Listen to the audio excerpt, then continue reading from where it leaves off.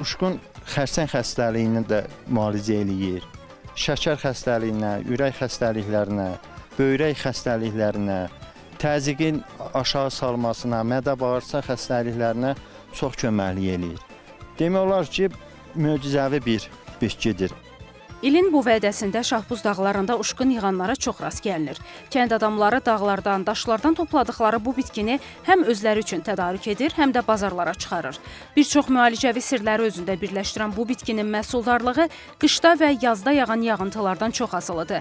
Əgər il yağıntılı keçərsə, bitki bol olar.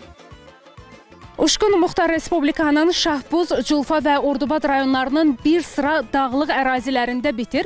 Uşqun şəfa mənbəyidir. Naxçıvan təbiətinin möcüzələrindən biridir. Uşqun şəfa olmaqla, min bir dərdin dərmanı olmaqla yanaşı eyni zamanda kəndlinin çörək dostudur. İlin bu vədəsində dağlardan toplanan uşqun Muxtar Respublikanın bazar və yarmarkaları ilə yanaşı paytaxt Bakıya da satış üçün göndərilir. Uşqunun tək özü deyil, çiçəyi və qabalaq adlanan hissəsi də şəfa mənbəyidir.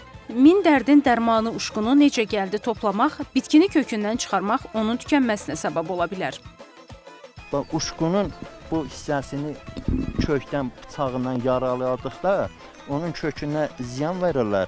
Gələn il üçün bu uşqunun deyək ki, o məhsuldarlığı aşağı düşür. Amma bunu elə ata-babadan, bax istəyirsiniz mən qırım sizə göstərim. Bax, bu qaydada həmişə əldə belə qırırlar, uşqunun özü. Bax, bu indi uşqundur, çiçəkləyib əsl yeməli vaxtıdır, yetişmiş vaxtıdır. Qabalağı da eynən bax, bu qaydada yığırlar. Çox vaxtda görürsən ki, aran yerində o uşqunu tanımayan adamlar, bax, elə qabalağı bu yarpaq hissəsinə belə qoparırlar. Belə qabalağı uşqun adına satırlar. Amma bu ayrı-ayrı bitkidir. Bu bitkinin də ən maraqlı tərəflərindən biri də elə odur ki, bir kökdə iki bitki bitir. Bunun çiçəyinin də faydası var ayrıca. Bir də siz bayaq dediniz, qırmızı pigmentlər var. Xərçəng hüceyrələrini hansı ki, birbaşa məhv eləyən. Bəli, bax, siz o dediyiniz o pigmentlər uşqunun üzərində olur. Bir də qabalağın üzərində olur. Bax, buradan çəkə bilsən. Çıxaraq onu zəhmət olmasa operatorumuz daha yaxından göstərsin.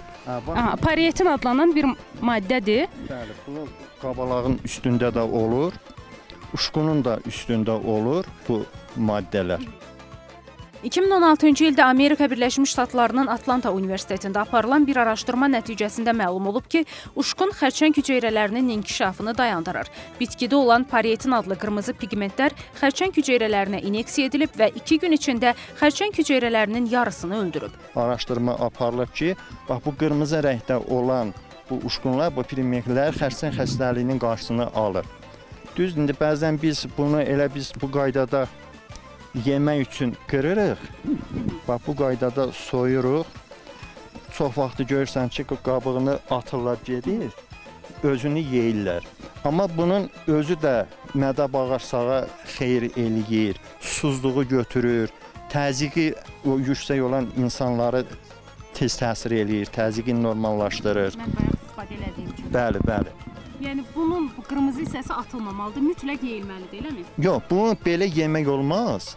Dəmləmə vasitəsi. Bunu ancaq dəmləmə vasitəsi ilə qabığını dəmləyib çayını içmək olar. İngiltərənin Daily Express qəzetində uşqun həyatımızı xilas edə bilər başlığı ilə yayılan xəbər isə dünya mediasında böyük maraqla qarşılanıb. Hər birimiz təbiətin bizə bəxş etdiyi bu əvəzsiz nemətdən istifadə etməklə sağlamlığımızın qayğısına qala bilərik. Xanım Rüstəmzadə, Əfqan Hüseynov, NTV Xəbər.